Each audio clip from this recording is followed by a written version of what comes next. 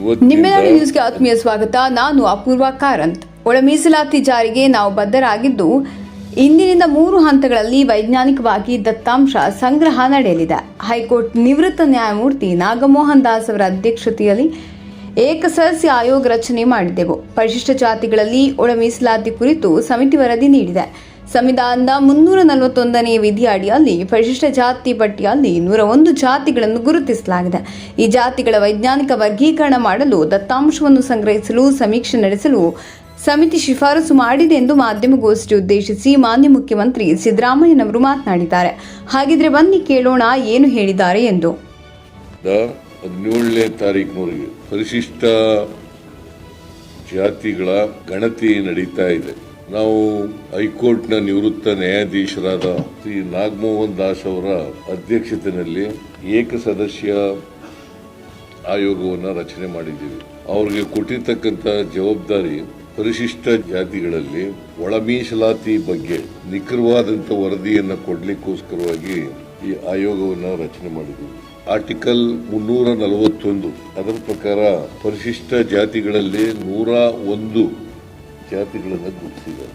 ಅದರಲ್ಲಿ ಎಡ, ಬಲ, ಓವಿಗಳು, ಲಮಾಣಿಗಳು, ಕೊರಮ, ಕೊರಚ, ಅದರಲ್ಲಿ ಇತರೆ ಉಪಜಾತಿಗಳೆಲ್ಲ ಬರ್ತವೆ. 101 ಜಾತಿಗಳಲ್ಲಿ ಎಂಪೆರಿಕಲ್ ಡಾಟಾ ಇರಲಿಲ್ಲ. ಸದಾಶಿವ ಆಯೋಗ ವರದಿ ಕೊಟ್ಟಾಗ 2011ರ ಜನಗಣತಿ ಮೇಲೆ ಆಧಾರದಲ್ಲಿ ಜನಸಂಖ್ಯೆಯನ್ನು ಗುರುತಿಸಿದ್ರು. 1/8/2024ರಲ್ಲಿ ಸುಪ್ರೀಂ ಕೋರ್ಟ್ನವರು ಒಂದು ಜಡ್ಜ್ಮೆಂಟ್ ಅನ್ನು ಕೊಡ್ತಾರೆ. ಇದು Punjab and others versus Devendra Singh and others. 2024 August 1ನೇ ತಾರೀಕು ಈ ಜಡ್ಜ್ಮೆಂಟ್ ಅನ್ನು ಕೊಡ್ತಾರೆ. ಸಂವಿಧಾನದಲ್ಲಿ ಒಳ ಮೀಸಲಾತಿ ಮಾಡಲಿಕ್ಕೆ ಅವಕಾಶ ಇದೆ ಅಂತೇಳಿ ಆಯಾ ರಾಜ್ಯಗಳಿಗೆ ಅಧಿಕಾರ ಕೊಡ್ತಾರೆ. ಸೊ ಇದಾದ್ಮೇಲೆ ನಾಗಮೋಹನ್ ದಾಸ್ ಅವರ ಅಧ್ಯಕ್ಷತೆಯಲ್ಲಿ ಆಯೋಗವನ್ನು ರಚನೆ ಮಾಡಿದ್ದು. ಅವರು ಒಂದು ಮಧ್ಯಂತರ ವರದಿಯನ್ನು ಕೊಡ್ತಾರೆ. ಆ ಮಧ್ಯಂತರ ವರದಿನಲ್ಲಿ ಎಂಪೆರಿಕಲ್ ಡಾಟಾ ಇರಲೇಬೇಕು ಅಂತಕ್ಕಂಥ ಮಾತುಗಳನ್ನು ಹೇಳ್ತಾರೆ. ಯಾಕಂತಂದ್ರೆ ಕೆಲವರು ಪರಿಶಿಷ್ಟ ಜಾತಿ ಸೇರಿದಂಥವ್ರು ಆದಿ ದ್ರಾವಿಡ, ಆದಿ ಕರ್ನಾಟಕ ಮತ್ತು ಆದಿ ಆಂಧ್ರ ಅಂತೇಳಿ ಎಡಗೈನವರು ಬರ್ಕೊಂಡಿರ್ತಾರೆ, ಬಲಗೈನವರು ಬರ್ಕೊಂಡಿರ್ತಾರೆ. ಆಮೇಲೆ SC ಅಂತ ಬರ್ದಿರ್ತಾರೆ.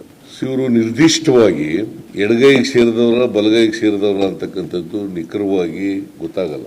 ಅನೇಕ ಭಾಗಗಳಲ್ಲಿ ಕೆಲವರು ಆದಿ ದ್ರಾವಿಡ ಎಡಗೈ ಅಂತ ಕರ್ಕೋತಾರೆ. ಆಮೇಲೆ ಇನ್ ಕೆಲವು ಕಡೆ ಅದೇ ಆದಿ ದ್ರಾವಿಡ ಬಲಗೈ ಅಂತಲೂ ಕರ್ಕೋತಾರೆ. ಆಮೇಲೆ ಹಾಗೇನೆ ಆದಿ ಕರ್ನಾಟಕದವರು ಕೂಡ ಅದೇ ರೀತಿ ಕರ್ಕೋತಾರೆ. ಆದಿ ಆಂಧ್ರ ಅವರು ಕೂಡ ಕರ್ಕೋತಾರೆ. ಹಾಗಾಗಿ ನಿಖರವಾಗಿ ಯಾರು ಎಷ್ಟು ಜನಸಂಖ್ಯೆ ಇದ್ದಾರೆ ಅಂತಕ್ಕಂಥದ್ದು 2011ರ ಜನಗಣತಿ ಮೂಲಕ ಗೊತ್ತಾಗಲ್ಲ. ಇನ್ನು ಕೊಡಬೇಕಾದ್ರೆ ಜಾತಿಗೆ ನಿರ್ದಿಷ್ಟವಾದಂಥ ಅಂಕಿಅಂಶಗಳು ಬೇಕಾಗ್ತದೆ. ಅದಕ್ಕೋಸ್ಕರ ನಾಗಮೋಹನ್ ದಾಸ್ ಅವರ ಆಯೋಗದವರು ಎಲ್ಲ ಸಿದ್ಧತೆಗಳನ್ನು ಮಾಡಿಕೊಂಡು ತರಬೇತಿ ಕೊಡ್ತಕ್ಕಂಥದ್ದು, ಗಣತಿದಾರರಿಗೆ ತರಬೇತಿ ಕೊಡ್ತಕ್ಕಂಥದ್ದು, ಮೇಲ್ವಿಚಾರಕರಿಗೆ ತರಬೇತಿ ಕೊಡ್ತಕ್ಕಂಥದ್ದು ಇವತ್ತಿನಿಂದ ಪ್ರಾರಂಭ ಆಗಿ 17ರವರೆಗೆ ಎಂಪೆರಿಕಲ್ ಡಾಟಾವನ್ನು ಕಲೆಕ್ಟ್ ಮಾಡ್ತಕ್ಕಂಥ ಕೆಲಸವನ್ನು ಮನೆಗೆ ಹೋಗಿ ಮಾಡ್ತಕ್ಕಂಥ ಕೆಲಸವನ್ನು ಮಾಡ್ತಾರೆ. ಸುಮಾರು 65,000 ಟೀಚರ್ಗಳು ಜಿಲ್ಲಾಧಿಕಾರಿಗಳು ನೇಮಕ ಮಾಡಿದ್ದಾರೆ. ಅಂದರೆ ಅವ್ರಿಗೆಲ್ಲ ಎನ್ಯುಮರೇಟರ್ಸ್ ಅಂತ ಕರೀತಾರೆ. 10ರಿಂದ 12 ಜನಕ್ಕೆ ಒಬ್ಬ ಮೇಲ್ವಿಚಾರಕರು ಇರ್ತಾರೆ. ಇದು ಮನೆಗೆ ಹೋಗಿ ಭೇಟಿ ಕೊಡೋದ್ರ ಜೊತೆಗೆ ಅವರು ಮೊದಲನೇ ಹಂತದಲ್ಲಿ 5/5/25ರಿಂದ 17/5/25ವರೆಗೆ ಮನೆ ಸಮೀಕ್ಷೆ ಕೈಗೊಳ್ಳಲಾಗುತ್ತದೆ. ಎರಡನೇ ಹಂತದಲ್ಲಿ 19/5/2025ರಿಂದ 21/5/25ರವರೆಗೆ ವಿಶೇಷ ಶಿಬಿರಗಳಲ್ಲಿ ಸಮೀಕ್ಷೆ ಹಮ್ಮಿಕೊಳ್ಳಲಾಗಿದೆ. ಆ ಶಿಬಿರದಲ್ಲಿ ಸಮೀಕ್ಷೆ ಮಾಡ್ತಾರೆ. ಅಲ್ಲೂ ಬಂದು ಹೇಳ್ಬೋದು, ಯಾರು ಒಂದು ವೇಳೆ ಬಿಟ್ಟೋಗಿದ್ರೆ ಅವರು ಬಂದು ಹೇಳ್ಬೋದು. ಆಮೇಲೆ ಮೂರನೇ ಹಂತದಲ್ಲಿ 19ರಿಂದ 23/5/2025ರವರೆಗೆ ಆನ್ಲೈನ್ ಮೂಲಕ ಸ್ವಯಂ ಘೋಷಣೆಗೆ ಅವಕಾಶ ಕಲ್ಪಿಸ್ತೀವಿ. ಅಂದರೆ 3 ಹಂತದಲ್ಲಿ ಸಮೀಕ್ಷೆಗಳು ನಡೀತವೆ. ಒಂದು ಮನೆಗೆ ಹೋಗೋದು, ಎರಡನೇದು ಶಿಬಿರ ಮಾಡೋದು, ಆ ಶಿಬಿರದಲ್ಲಿ ಬಂದು ಹೇಳ್ತಕ್ಕಂಥದ್ದು. ಮೂರನೇದು ಆನ್ಲೈನ್ ಮೂಲಕ ಮಾಡ್ತಕ್ಕಂಥದ್ದು. ಸೊ ಈ ಮೂರು ಮೂಲಕ ನಿಖರವಾದಂತ ಮಾಹಿತಿ ಪಡ್ಕೊಂಡ ಮೇಲೆ 60 ದಿನಗಳಲ್ಲಿ ವರದಿ ಕೊಡಿ ಅಂತ ಹೇಳಿದ್ದೀವಿ ನಾವು. ಅದಾದ್ಮೇಲೆ ಶಿಫಾರಸನ್ನ ಮಾಡ್ತಾರೆ. ಮೊಬೈಲ್ ಆಪ್ ಮೂಲಕ ಬೆಳಿಗ್ಗೆ 6:30ರಿಂದ ಸಂಜೆ 6:30ರವರೆಗೆ ಅದು ಎನೇಬಲ್ಡ್ ಮಾಡಲಾಗಿರುತ್ತದೆ, ಅವಕಾಶ ಮಾಡಿಕೊಟ್ಟಿರ್ತೀವಿ. ಅವರು ನಾವು ಯಾವ ಜಾತಿಗೆ ಸೇರಿದ್ದೀವಿ ಅಂತಕ್ಕಂಥದ್ದನ್ನ ಹೇಳ್ಬೇಕು. ಒಂದು ವೇಳೆ ಆ ಮನೆಗೆ ಹೋದಾಗ ಮಾಹಿತಿ ಕೊಡ್ಲಿಕ್ಕೆ ಸಾಧ್ಯ ಆಗದೇ ಇದ್ರೆ, ಸ್ವಯಂ ಪ್ರೇರಿತರಾಗಿ ಯಾರು ಆ ಥರದವ್ರು ಇದ್ರೆ ಅವ್ರಿಗೂ ಅವಕಾಶಗಳನ್ನು ಕಲ್ಪಿಸ್ಕೊಡ್ತೀವಿ. ಅವರು ಶಿಬಿರಗಳಲ್ಲಿ ಬಂದು ಕೊಡಬಹುದು ಅಥವಾ ಆನ್ಲೈನ್ ಮೂಲಕ ಕೊಡಬಹುದು. ಯಾಕಂದ್ರೆ ಯಾರು ತಪ್ಪಿಸ್ಕೋಬಾರದು ಅನ್ನೋದು ಉದ್ದೇಶ.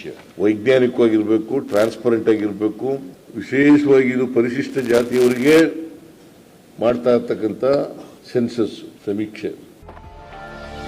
Claim number 94,813 5900 94,813 59000. ಆಮೇಲೆ 24/7 ಅರೌಂಡ್ ದಿ ಕ್ಲಾಕ್ ಇದು ಸಿಗುತ್ತೆ. ಈ ನಂಬರ್ಗೆ ಮಾಡಬಹುದು. This is the help line number ಮಾಹಿತಿಗಾಗಿ.